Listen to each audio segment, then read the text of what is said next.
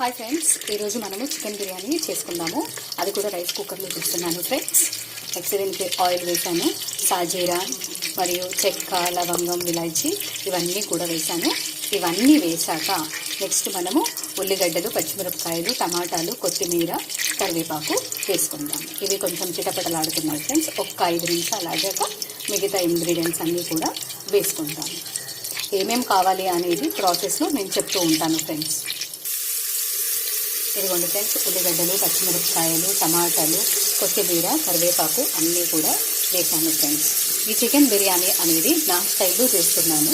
ఒకసారి మీరు కూడా చూడండి, నచ్చితే మీరు కూడా ఒకసారి ట్రై చేసి చూడండి.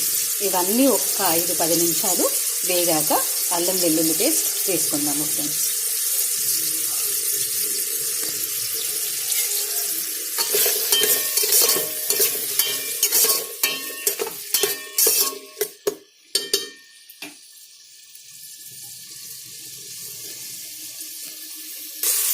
ఇదిగోండి ఫ్రెండ్స్, అల్లం వెల్లుల్లి పేస్ట్ వేస్తున్నాను. నెక్స్ట్ ఇవన్నీ వేసి కలపాలి.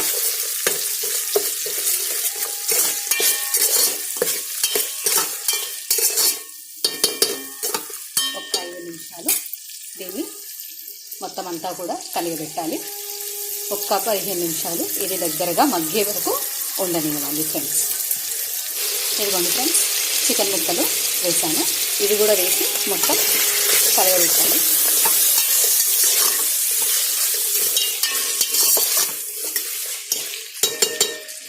ఇవన్నీ కూడా ఒక 15 నిమిషాలు బాగా మగ్గనివ్వాలి ఫ్రెండ్స్.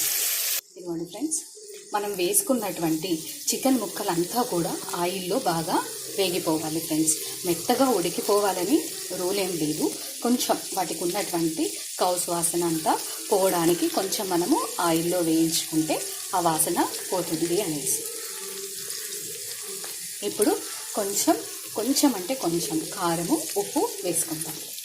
ఇదిగోండి ఫ్రెండ్స్, ఉండి లేనట్టు ఫ్రెండ్స్, కారం ఉప్పు అనేది ఉండి లేనట్టుగా వేయాలి. అంటే ఏదో పైపైన చల్లినట్టుగా, చిలకరించినట్టుగా వేయండి ఫ్రెండ్స్. ఇవంతా కూడా ఒక 5 నిమిషాలు మగ్గనివ్వాలి.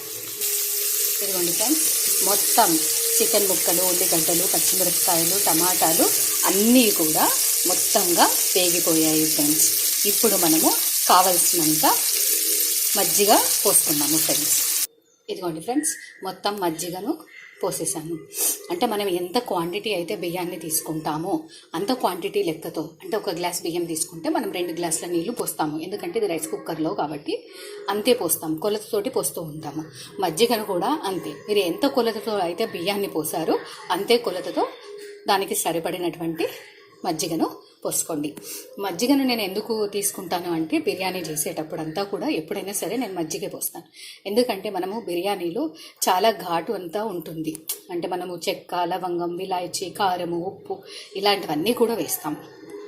దానివల్ల కొంచెం గ్యాస్ ట్రబుల్గా అనిపించవచ్చు, లేదా ఘాటుగా అనిపించవచ్చు, లేదా అరగని ప్రాబ్లము ఉంటుంది. అలాంటి వాళ్ళకంతా ఏమవుతుందంటే ఈ మజ్జిగను పోయడం వల్ల కొంచెం కడుపులో చల్లదనం అని వస్తుంది. అది చిన్నపిల్లలకైనా సరే ఫ్రెండ్స్, పెద్దవాళ్ళకైనా సరే. ఇది పోయడం వల్ల కొంచెం వాళ్ళకి చల్లదనం వచ్చి అలాంటి ప్రాబ్లమ్స్ ఏవి రాకుండా ఉంటాయి అన్నట్టుగా నేను మజ్జిగను పోస్తాను. ఇప్పుడంతా కూడా మజ్జిగనంతా పోసేసాను ఫ్రెండ్స్. ఇప్పుడు దీన్నంతా కూడా మనము మసిలే వరకు కాసేపు రైస్ కుక్కర్ మూత పెట్టేసి పెట్టుకోవాలి ఫ్రెండ్స్.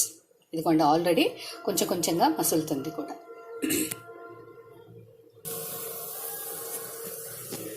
ఇదిగోండి ఫ్రెండ్స్, మొత్తం కూడా మసులుతుంది. ఇప్పుడు ఇందులో మనము బిర్యానీ మసాలాను వేసుకోవాలి. 2 స్పూన్లు వేసుకోవాలి.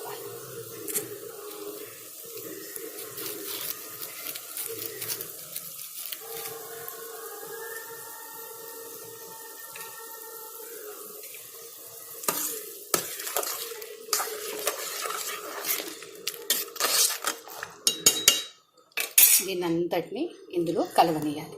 ఒక్క 5 నిమిషాల తర్వాత మనము నానబెట్టి ఉన్నటువంటి బియ్యాన్ని వేసుకోవాలి. అది మీరు బాస్మతి రైస్ తీసుకున్నా సరే, లేదా నార్మల్ రైస్ తీసుకున్నా సరే. ఇదిగోండి ఫ్రెండ్స్, మొత్తం కూడా నానబెట్టుకున్నటువంటి బియ్యాన్ని మొత్తం కూడా వేసాను. నేను ఎప్పుడైనా కూడా నార్మల్ రైసే తీసుకుంటాను ఫ్రెండ్స్. మా ఇంట్లో నార్మల్ రైసే తింటారు కాబట్టి నేను ఎప్పుడూ కూడా అంటే ఎప్పుడైనా ఒకసారి ఎవరైనా చుట్టాలు అలా వచ్చినప్పుడు బాస్మతి రైస్ అంతా యూజ్ చేస్తాను తప్ప నార్మల్గా ఇంట్లో ఉన్నప్పుడంతా కూడా నార్మల్ రైసే తీసుకొని చేస్తాను. ఇప్పుడు మొత్తం అంతా కూడా అన్ని ఇంగ్రీడియంట్స్ కూడా వేసేసాను ఫ్రెండ్స్. సో ఇప్పుడు దీన్ని మూత పెట్టి క్లోజ్ చేసేస్తున్నాను. ఇదిగోండి ఫ్రెండ్స్, మంచి వాసన వస్తుంది ఫ్రెండ్స్. మొత్తం అంతా కూడా మిక్స్ అయిపోతుంది, అన్నం అంతా కూడా ఉడికిపోతుంది ఫ్రెండ్స్. ఇది ముక్కలన్నీ కూడా ఏమాత్రం పాడవకుండా అంతా కూడా సింపుల్ అండ్ ఈజీ మెథడ్లో చికెన్ బిర్యానీ ప్రిపేర్ అయిపోతుంది ఫ్రెండ్స్. వితిన్ హాఫ్ అన్ అవర్లో మనం ఇది ప్రిపేర్ చేసుకోవచ్చు.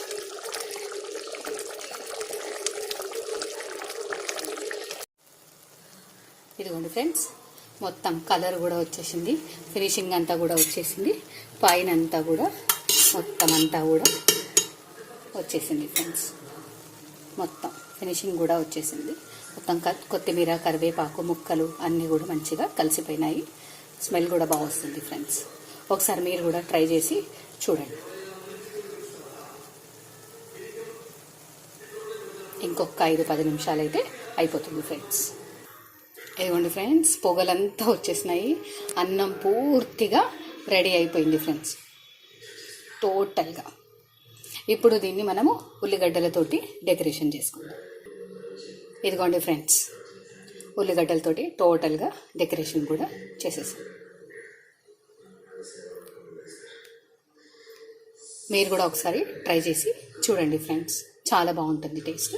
రైస్ కుక్కర్లో మంచిగా కుదురుతుంది కూడా. Thank you friends.